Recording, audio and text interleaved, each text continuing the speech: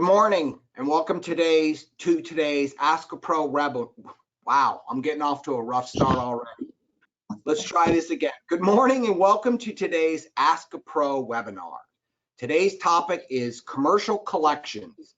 Don't be claustrophobic. My name is Jim Kozelek and I will be the moderator and sometimes participant for today's session. I'm the Commercial Collections Group Chair and a shareholder here at Weltman and work in the firm's Columbus office. In my role, I'm responsible for everything from business development to receiving and reviewing claims, to developing processes that work for our clients and the firm, to last but not least, litigating cases. I'm joined in my office by Yoda. Now, whereas Yoda does not have an official position on this panel, he is our cosmic advisor and doubles as security. So please limit your chicanery. Now let's learn a little bit more about our panelists. We'll start off with you first, Nick Rohner from our Cincinnati office. All right, thanks, Jim. Hi, everyone. My name is Nick Rohner. My practice focus is on commercial and consumer collection litigation with an emphasis in collateral recovery. I'm licensed in Indiana, Kentucky, and Ohio. I worked at Weltman my entire legal career. I love the people I work with and the work that I do. I deal a lot with loan contracts, so I'm certainly happy to be speaking with everyone today. I am rocking this headset today because my camera microphone was not working earlier, so hopefully everyone will be able to hear me. Great, thanks, Nick. Andy, why don't you tell us a little bit more about yourself? Thanks, Jim. Good morning, everybody. My name is Andrew Voorhees. I'm grateful to be speaking with you all this morning from Brooklyn Heights, Ohio. I am a commercial collections attorney and litigation attorney for the firm. I've been with the firm 19 years, and this is the only firm that I've ever worked for. I have 19 years of commercial collections experience, and I oversee a commercial collections group here in Brooklyn Heights, Ohio, and I'm looking forward to speaking with you all today. Thank you. Great, thanks, Andy. And last but not least, David Wolfe from our Detroit office. Thanks, Jim. Hello, everyone. My name is David Wolfe. I'm a commercial collections litigation attorney. I litigate cases in both Michigan and Florida. Primarily, my practice is focused on Florida for now. I have the jacket on today because it's very cold in my office. We can't seem to get the temperature right, so I'm trying to stay warm here in the middle of June. I've been with the firm now since 2000, so 23 years. I've done a lot of different things for the firm, but I can tell you that serving on this panel is a great honor. These guys know know this material inside and out, and these are the guys that I rely on when I have questions about anything related to commercial collections. So we look forward to doing the webinar with you today, and look forward to receiving and answering any questions you might have. Great, thanks, David. All right, so before we start with the first question, I'd like to take a few moments to go over a few housekeeping items. As a reminder, this is an interactive session, so please submit your questions through the question button in the control panel. Questions will be addressed during the presentation where applicable. This webinar is being recorded. At the conclusion of today's session, a link to the recording and a copy of the presentation slides will be sent to all attendees. Also, there will be a short survey on your screen at the conclusion of the event. Please take the survey and share your feedback. We greatly appreciate hearing your opinions on our webinars. So without further ado, why don't we start with the very first question. So as I said to you earlier, I'm acting as a moderator and sometimes participant. So I have been tasked with handling this first question. Question number one is, does FDCPA apply to the collection of commercial debt? And are there any other regulations that apply to the collection of commercial debt? So you're probably going to hear this a lot today, but in some form or another, the answer is it depends. Now, from a technical standpoint, the FDCPA currently does not apply to the collection of commercial debt. However, state regulations may apply, and so it depends on what state the claim arises.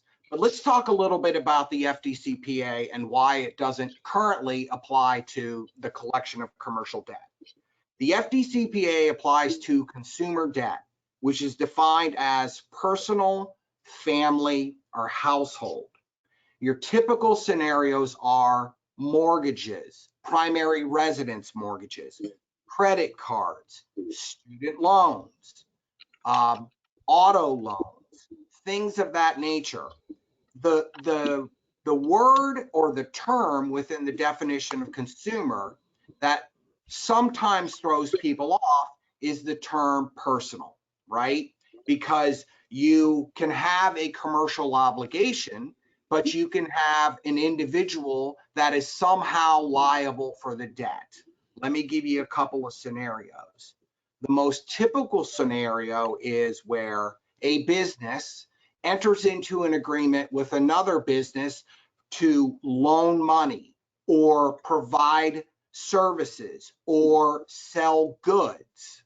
However, because the nature of business is that you want to vet your potential customers to make sure that they are credit worthy, a lot of our commercial clients look to get a personal guarantor from an officer of the corporation or an owner of the corporation or the president, or even a general manager, as the case may be.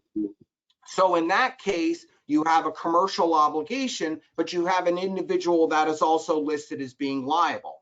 That is not a personal debt, even though the person is personally liable. And that's sort of the essence of the FDCPA in defining what a consumer is. You look at the nature of the debt.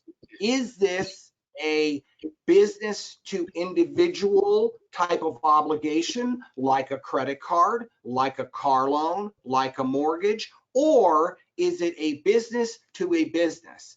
Someone who has put themselves into the stream of commerce in order to provide goods or sell goods or provide services.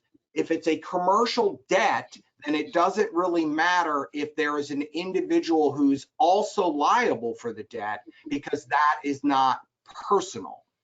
Another situation you might find is a business dealing with a business, but the business is not incorporated, meaning they have not incorporated themselves through typically the state's Secretary of State website or Department of State website. And so they are acting as either a doing business as or a sole proprietor. We find many times, not an inconsequential amount of times, where our clients will send us commercial claims, and when we go to identify the proper legal entity that is responsible, we do things like look at, the Secretary of State and find out that yes, there is, 123 Corporation listed with the Secretary of State. However, when you click through and start to look at the documents, you see that it is a trade name. All right. And that trade name is owned by an individual. In that case, you have not created a legal separate entity, which is what a corporation is, to shield individuals from liability. And therefore, the owner of that trade name is personally liable because there is no distinction. There is no legal distinction between the person and the business. I tell people all the time, just because somebody puts Inc. in their name doesn't mean that they are legally incorporated. So those are scenarios where you might you know, where it is a commercial debt, all right, it's business to business, but an individual may be liable. I hope that answers the first question. Why don't we move over to the second question? And I believe David is going to answer this one. So I will just turn it over to you, David. Thanks, Jim. So our second question relates to venue jurisdiction clauses. Now, we find these types of clauses, they're a common clause in commercial contracts, and I think it's important to understand what these provisions relate to. So they're commonly referred to as a venue clause or a forum clause or a venue jurisdiction clause. And what that clause does is it gives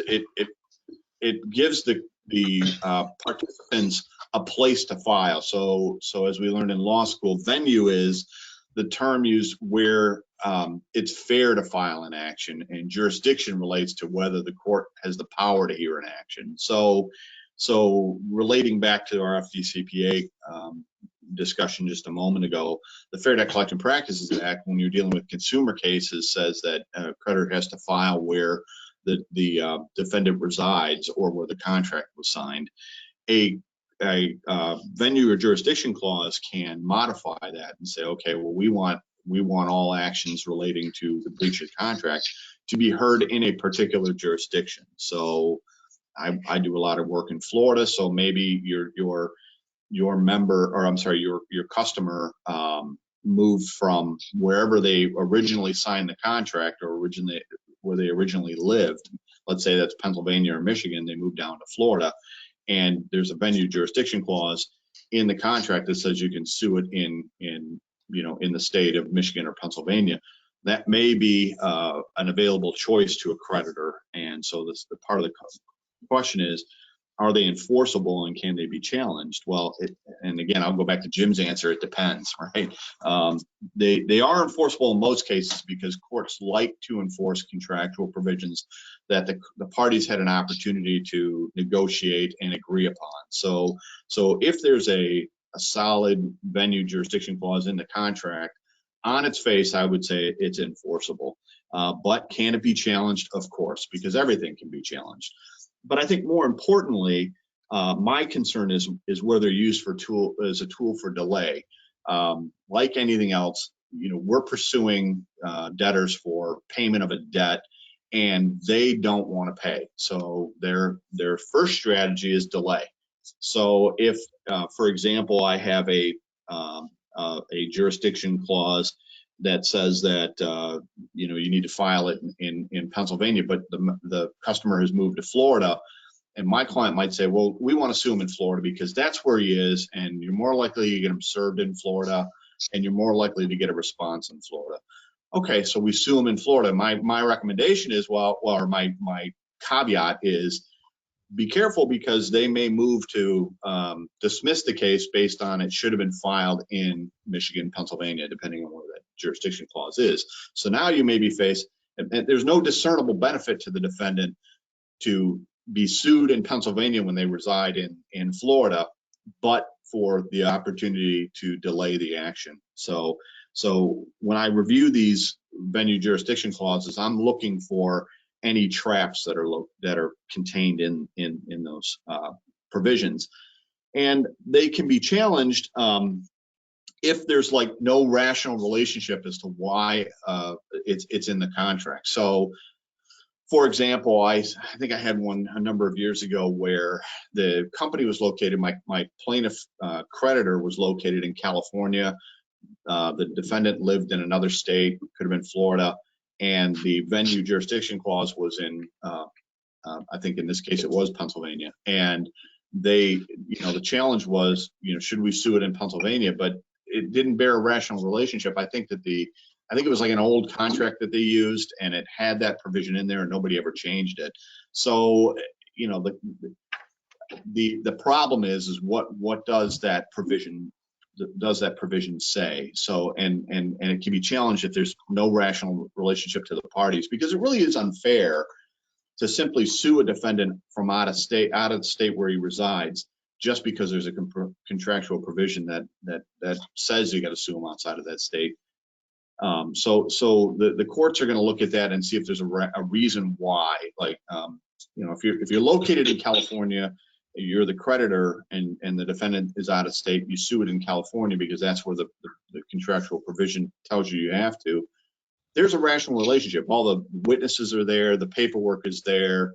A lot of the actions that took place were occurred in California, so it makes sense to sue it. There's a rational relationship. But if you have some state way you know, geographically far away, maybe that it doesn't meet that challenge. So the question is, can a venue jurisdiction clause be challenged? The answer is yes. And how they're challenged is there a rational relationship as to why that jurisdiction was chosen, or is it really a mandatory? The language of the choice of law and venue, I'm sorry, the venue provision, does it leave open other jurisdictions that the case could be sued? So you might say, well, the parties agree that venue would be in state A or another state where the defendant resides.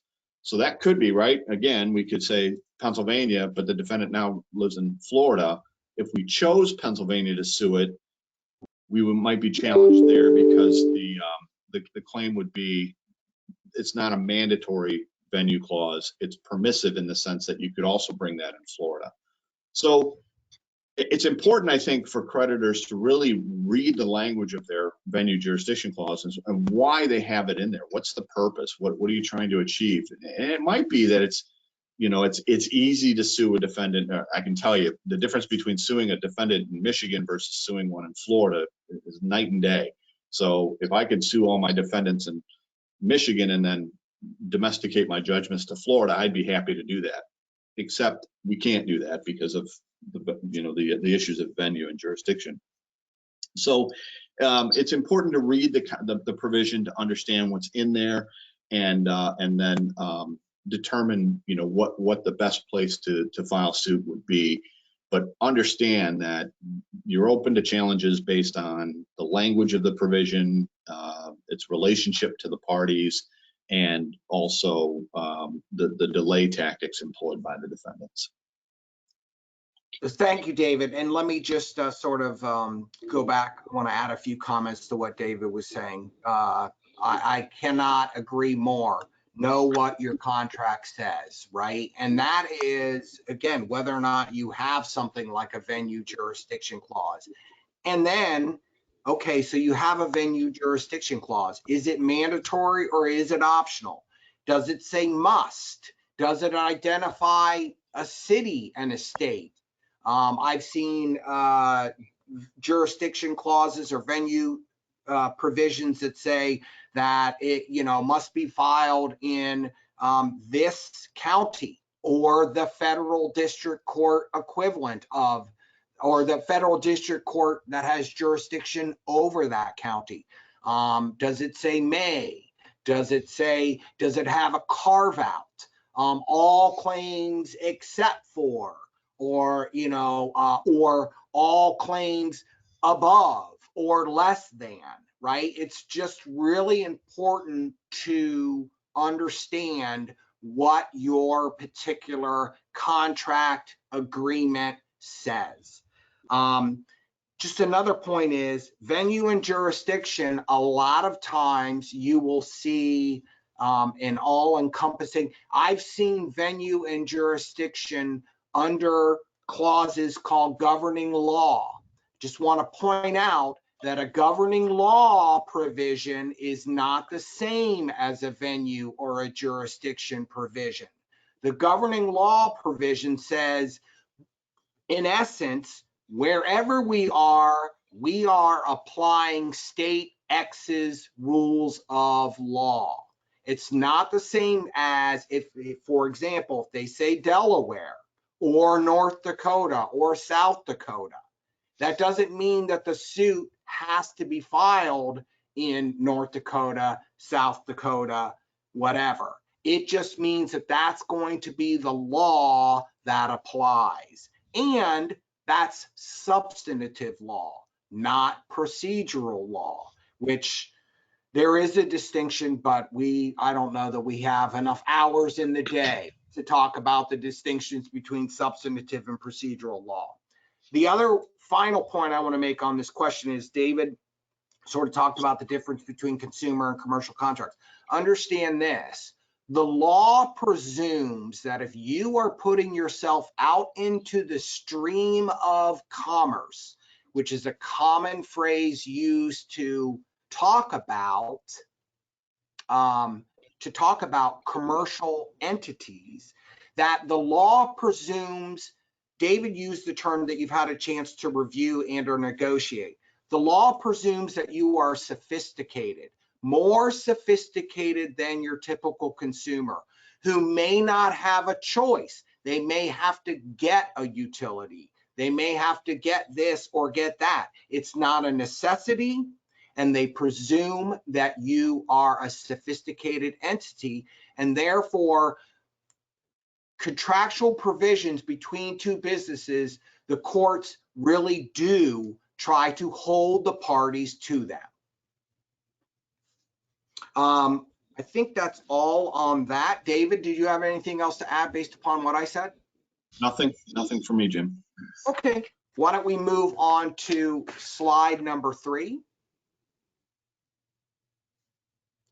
And that is Nick. Yeah, thanks, Jim. All right, so our next question here is, are attorney's fees clauses enforceable in commercial contracts? So the answer to that question is usually. And the first thing I would suggest for everybody on this webinar is to check your contracts to make sure you have an attorney's fee and cost provision in there. It's easy to assume that it exists, but I have seen this on a few occasions where there is not such a clause in there, and when we go to request those, the judge, may or may not notice that, but it's just something that make sure there is that provision in there. If it's not, it's very easy to add one to your commercial contracts. So just a quick background on attorney's fees awards. Most states in the US follow what's called the American rule, which is that each party pays for its own attorney's fees, whether you win or whether you lose. So that can be compared to the English rule, which a lot of countries follow, which is the loser pays for the attorney's fees for both sides. Okay, so most states follow the American rule, but there are some exceptions to that rule, to the American rule. A couple which will come into play for us. One is the statute. There's a statute out there that requires a certain party to pay the attorney's fees. Or second, that there is an enforceable contract that provides for the delegation of attorney's fees. That's what we're focusing on here, is that we have a contract and it has an attorney's fee provision in it. So then the question is that clause enforceable? Well, in most states, the good news is it is. But there are a few jurisdictions and states that it may or may not be, depending on certain things. And so I'm going to touch on that briefly, because you are going to want to check with your counsel in the state where you are, or where the contract, or where you're enforcing it, to see if that attorney's fee provision is going to be enforceable. In Ohio, which is one of the states that I practice in, the Supreme Court of Ohio, going back to the 1800s, has held that a provision in a debt contract that awards attorney's fees is unenforceable. The court felt it's a penalty. They were also concerned that loan contracts are often adhesion contracts. There's unequal bargaining power, so it's basically against public policy in Ohio for these provisions to be enforceable. Now, later on, they have distinguished reinstatements. So just I'll throw that out there, that if it's a reinstatement situation, like with a mortgage loan, a lender can collect in that circumstance to allow a debtor to reinstate.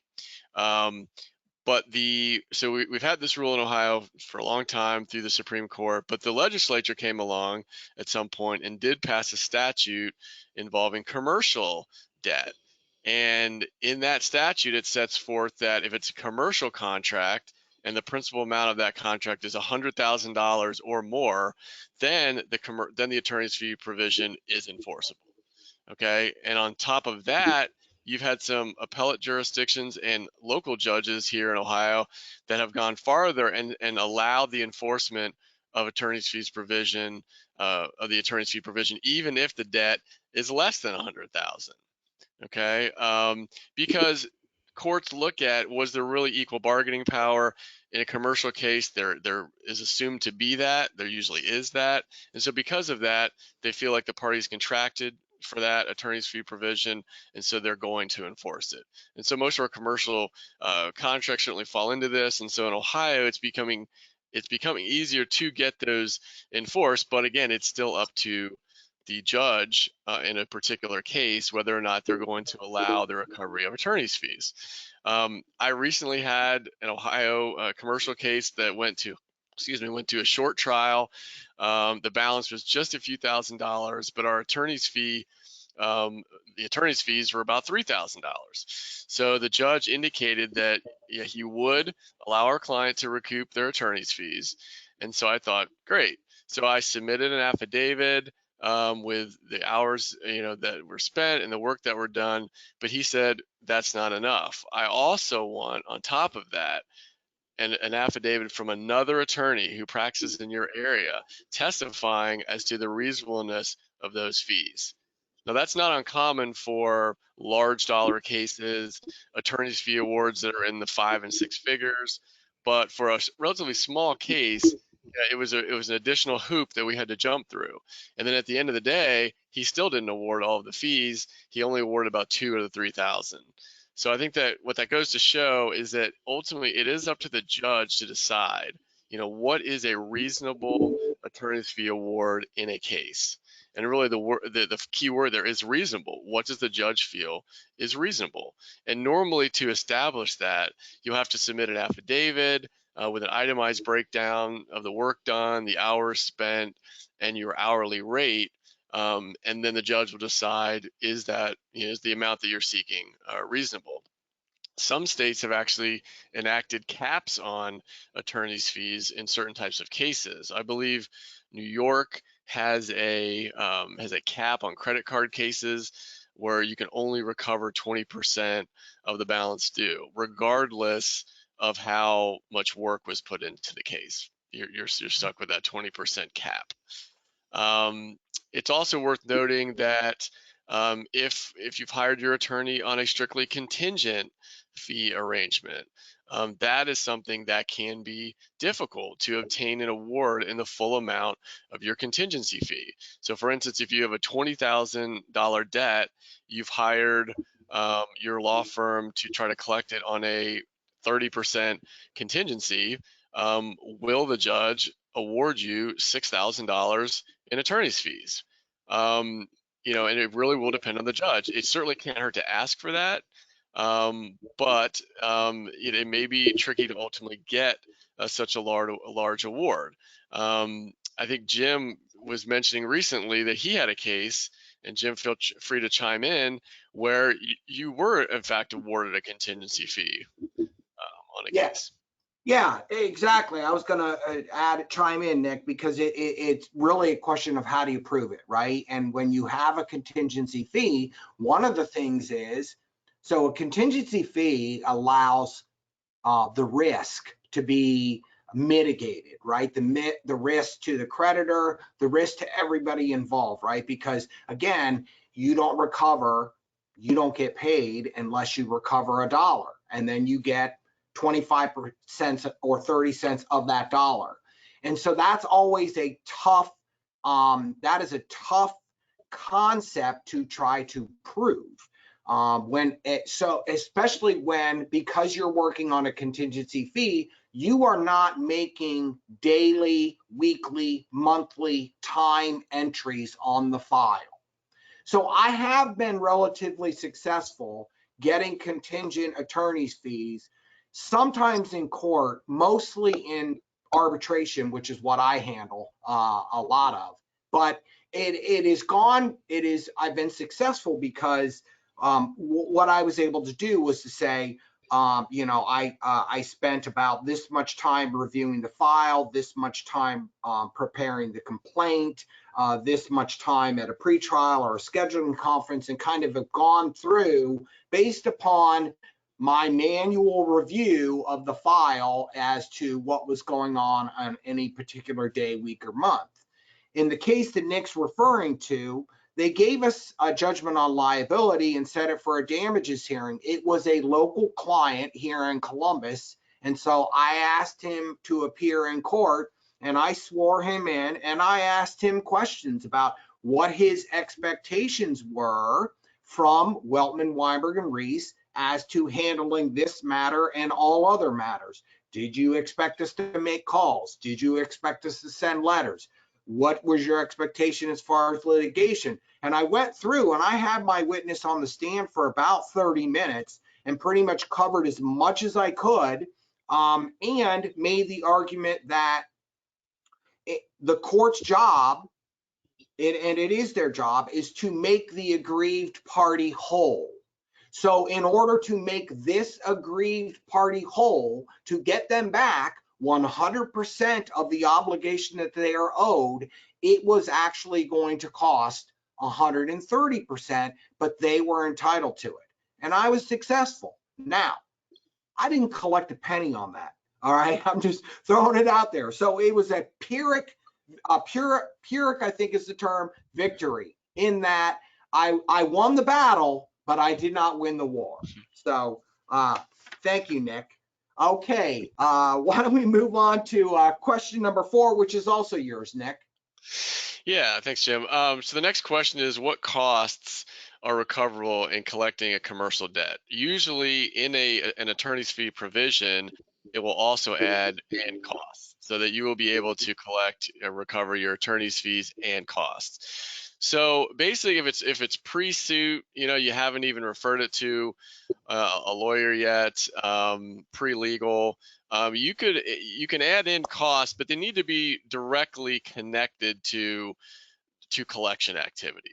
Things like repossession fees, collateral preservation costs, door knock fees, things like that. It can't be just tangentially related. If you went out to lunch with your colleague and talked about your collection files that you're working on, you can't bill that back as a cost, to the file. And then once it does get to a law firm, there are certain costs that are considered, the courts have looked at, that are considered part of an attorney's ordinary overhead. Okay, and this would also apply to a creditor as well. But things like office supplies that you use, postage, copying costs, things like that, those are generally viewed by courts as traditional overhead costs, and you cannot usually bill those back through, on a case, although I've seen people certainly try that. And then once suit is filed, for sure, then you are allowed to recover your court costs. That's pretty standard across the board. You're going to be able to recover that. The one sort of caveat on that these days I've noticed is that more and more counties, states are going to electronic filing. And e-filing usually has a convenience fee that is attached to that filing. Sometimes it's just with the initial complaint. Sometimes it's for everything that you file. Well, that to me, that sounds like that should be a cost that you're allowed to recover from the defendant. That to me sounds logical, but that's not how all courts feel. And there are some courts out there that have actually passed local rules, and potentially even some states that may have this as well in their rules that apply statewide, that any e-filing convenience fees they can't be passed on to the defendant in a case. So you will want to look into that and just be aware of that it's possible you may have to absorb those costs in certain jurisdictions. Great. All right, let's move on to question number 5. And for the first time today, we're going to hear from Andy up in Cleveland. Hi, everyone. I'm going to be talking about evergreen clauses, which is something that you may not have heard of before.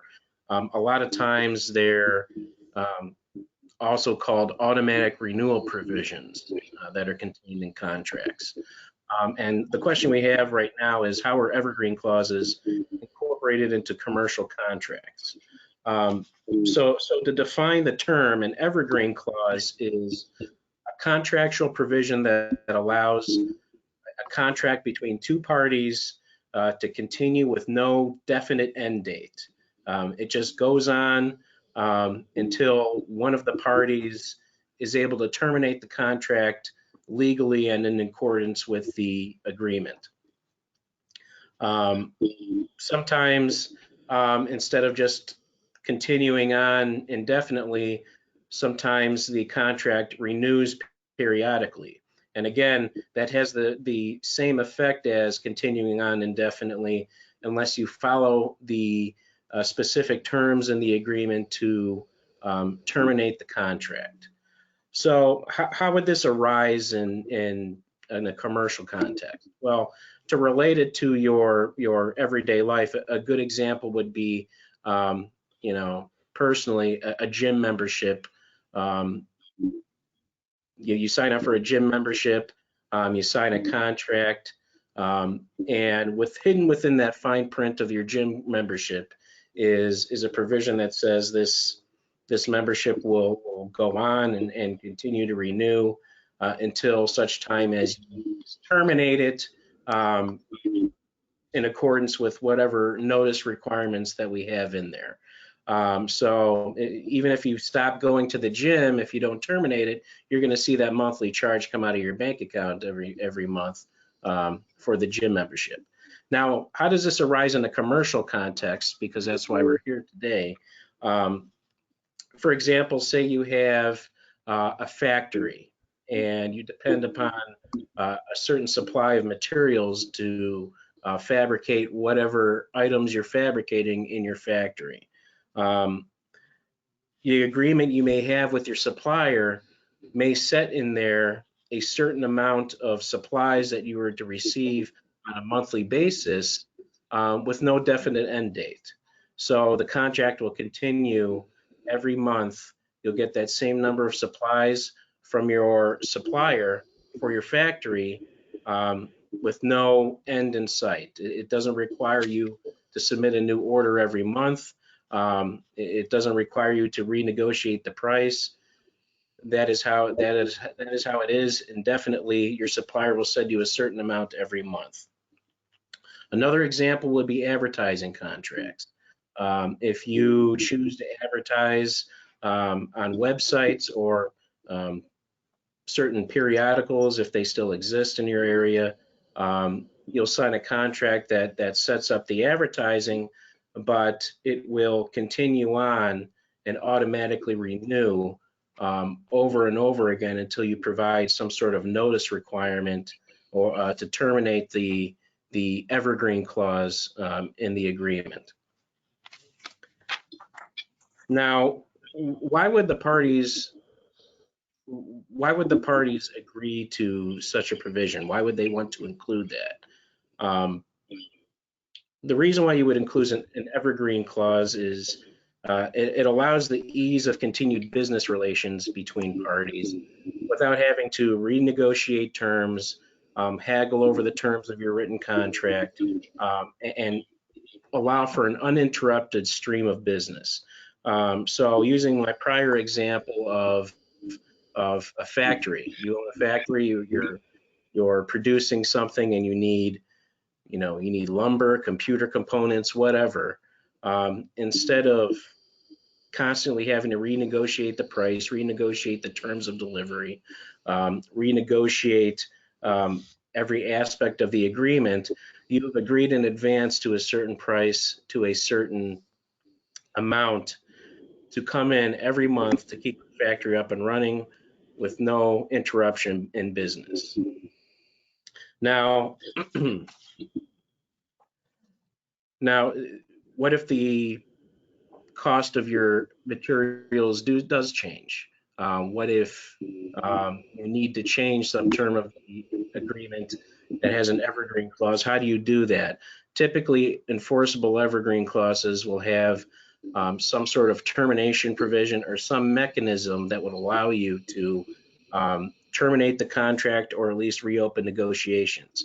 Typically, these evergreen clauses will have some kind of notice requirement that you must comply with to reopen the contract and restart negotiations. Jim, if you could go to the next slide. Yeah, slide 6, Alexis. Thank you. So the question is, are these evergreen clauses, are these automatic renewal provisions, are they generally enforceable in commercial matters? And much like many of the short answers to legal questions, the answer is it depends. It depends on the verbiage of the clause that we're speaking about, and it depends on how technical the terms are in terminating that agreement. Let me give you an example of the verbiage of a clause that, in my experience, has typically been upheld and ruled enforceable by the courts. So, quote, each term shall automatically renew for a subsequent period of the same length as the initial term, unless either party gives the other written notice of termination at least 30 days prior to expiration of the current term. So this is a portion of an evergreen clause that allows for automatic renewal for whatever the original term of the contract was. It will automatically renew unless there is a certain notice provided within 30 days prior to the end of the current term, and that notice is provided in writing. Something else that I would add to this verbiage is what is meant by the term notice. How do you provide notice of termination of such a clause? How do you provide notice of terminating the contract? Well, a lot of times they may require notice by certified mail. Sometimes email is enough. Sometimes a phone call is enough. It all depends on what you have in your contract. You want to have something in there that defines what a reasonable notice would be to terminate the agreement before the end of the current term. And a lot of times this is where the courts will have to determine whether such a clause is enforceable or not.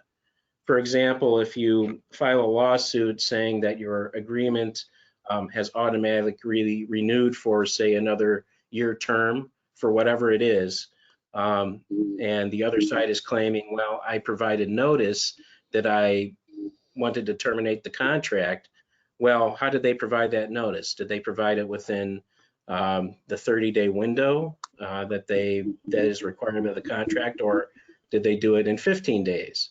How did they provide the notice? Did they speak to someone in the home office? Did they send an email, or did they send a certified mail, or whatever notice is required by that specific contract? So, you know, a couple interesting laws from other areas of the country regarding these clauses. California has enacted something called the California Automatic Renewal Law. And although this only involves consumer type accounts or consumer type contracts, it's an interesting case study. The California law states that the business owner has to provide their customer a notice of when the specific contract term is coming due. So not only is a notice required to terminate the contract, but a business owner under this law is required to send notice to their customer that the term is coming due and allow them the opportunity to terminate that agreement. So that's more for consumer protection. Such a law doesn't exist in California for commercial, but I thought it was a useful case study. Now in New York, they have their own law that covers both consumer and commercial agreements. And the New York law requires, again, a notice to the customer, whether it be a consumer or a business, that on the contract, there's a clear and conspicuous language prior to the end of the contract term that they have the opportunity to to terminate the agreement. So at least in California and New York, there are affirmative steps that a business owner must take to send notice to their customer prior to the end of the term and give them the opportunity to terminate the contract before these automatic renewal provisions are triggered. In my experience and in practicing with these type of clauses, the technical nature is where these usually turn on. How technical are the notice requirements to terminate the clause in your agreement? For example, it's generally enforceable if you provide a reasonable time limit to provide notice to terminate the contract. 30 days is reasonable, sometimes maybe 60 days is reasonable, depending on the type of contract you have. But if you're getting into 120 days, 6 months, a year, a lot of courts may look at that as unconscionable, which is completely one-sided in favor of one party to the contract. Also, the notice requirement, requiring the notice be sent by certified mail or regular mail. Typically, those are enforceable. However, if your notice requirement, to have a ridiculous example, it has to be delivered to the home office by an owl during the light of the full moon or something ridiculous like that in the contract, the courts are going to hold that unconscionable and they're not going to allow that to occur. So if you desire to use these kind of clauses, if your business allows for that, if it makes sense, just make sure that the terms are not so outrageous that not only can your customer not get out of it, but the way they can get out of it is not completely off the wall. So generally they're enforceable as long as the terms are not completely outrageous as to entrap your customer. All right, thank you, Andy. And I want to add a few more comments onto that. So conceptually, if you look at it like this, because I'm sure we have a varied group of people on this call in our audience, right? And so what it goes to is what is the nature of your business, right? Evergreen provisions or automatic renewal provisions are more likely to be involving where one party has to make an investment, okay? And they are allowed, the courts view that because one party is purchasing all the materials. Andy used the example of the materials to produce, to manufacture something, right? That company should be able to rely on the fulfillment of a contract term so that they can purchase what it is that they need. So if one party is making an investment in materials, then courts are going to look at that more favorably, right? Because one party is and even in the gym scenario that Andy mentioned, right, on the consumer side, right, that business is making an investment in the brick and mortar, in the staff, in the exercise equipment, making sure that it is functional and that it is updated and that it is current. And so they're spending their money and they have the right, because the parties agreed to, that they would fulfill that term and that they could rely on the renewal of that term unless they're told, because they're the ones making the substantial investment in the good and or service that's being provided. And that's why companies have automatic renewal provisions in them. And that's why many times, most times in the commercial setting, courts find them enforceable. I'll give you another example. We have commercial utility suppliers.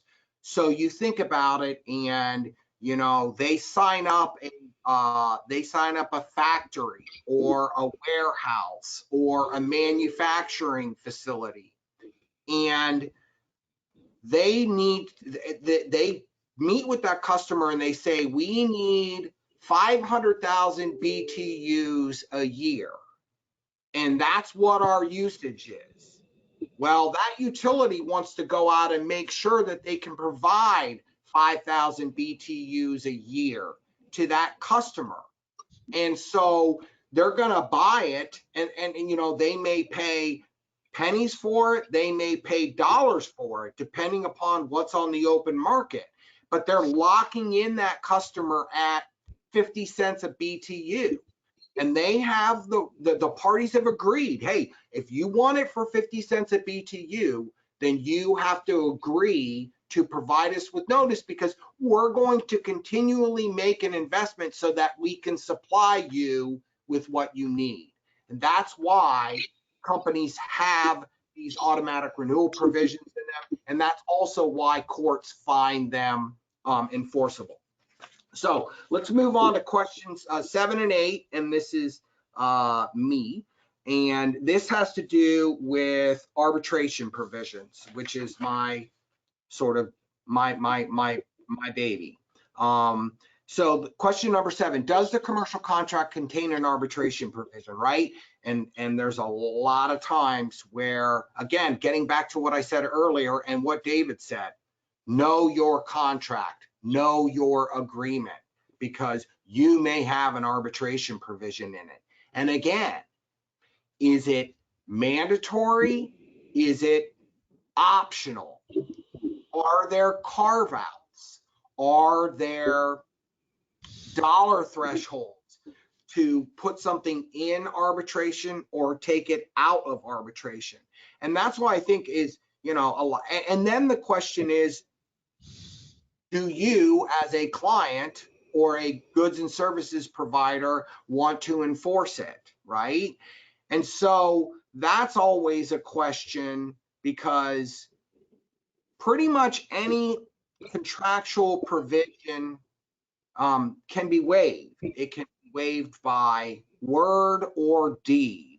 And so in an arbitration scenario, the deed is, you breached this contract and we filed a lawsuit when there was an arbitration provision.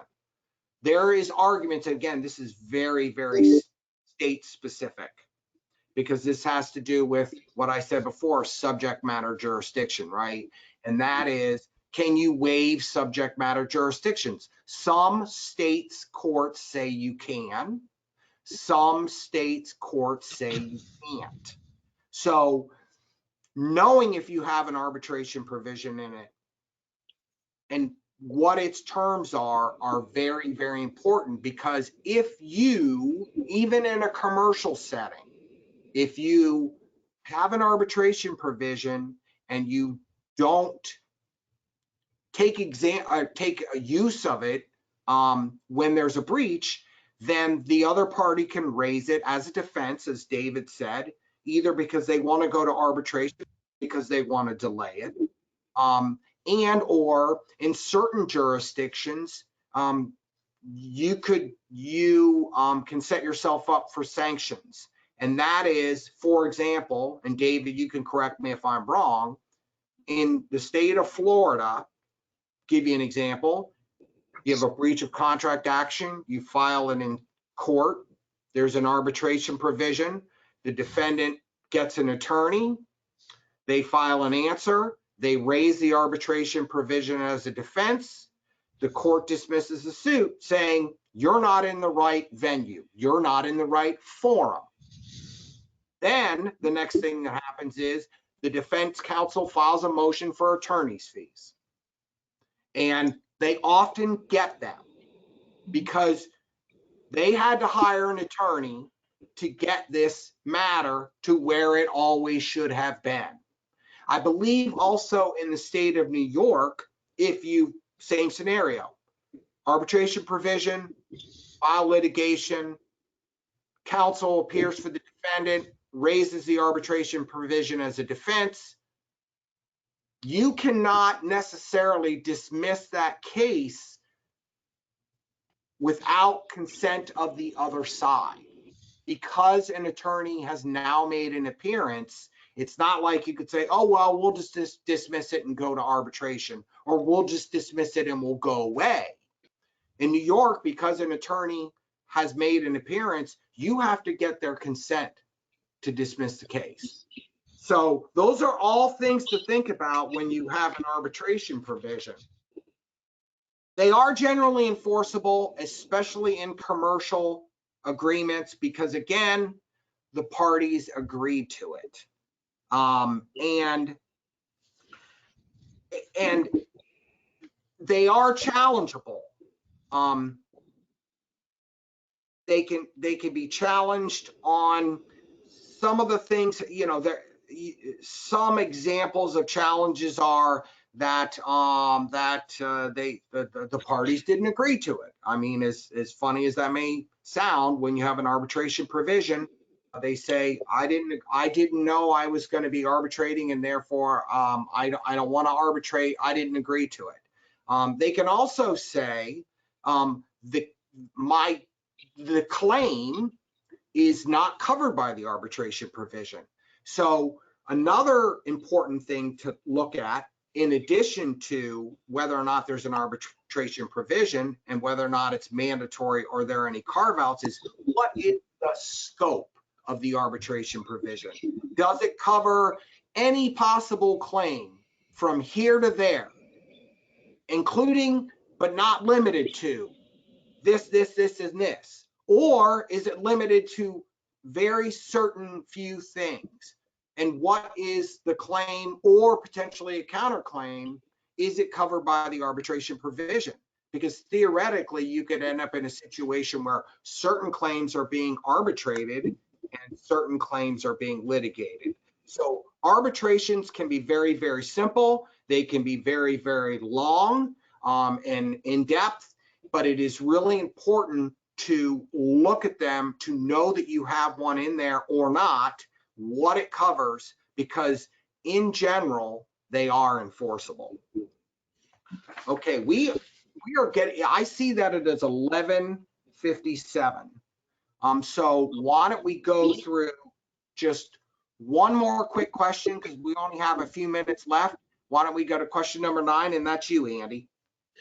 Okay, the question is, at what point should a commercial lender refer a matter for collection? And again, the answer is, it depends. It depends on the situation. But my advice to you would be to refer the matter to collection as soon as possible. So, for example, if you have an internal policy where if you have an unpaid or delinquent customer, you have a policy where you refer it to your own people to make calls or send letters. At some point, you have to realize that your customer is either giving you the runaround, or they're not responsive at all, and they're not going to respond.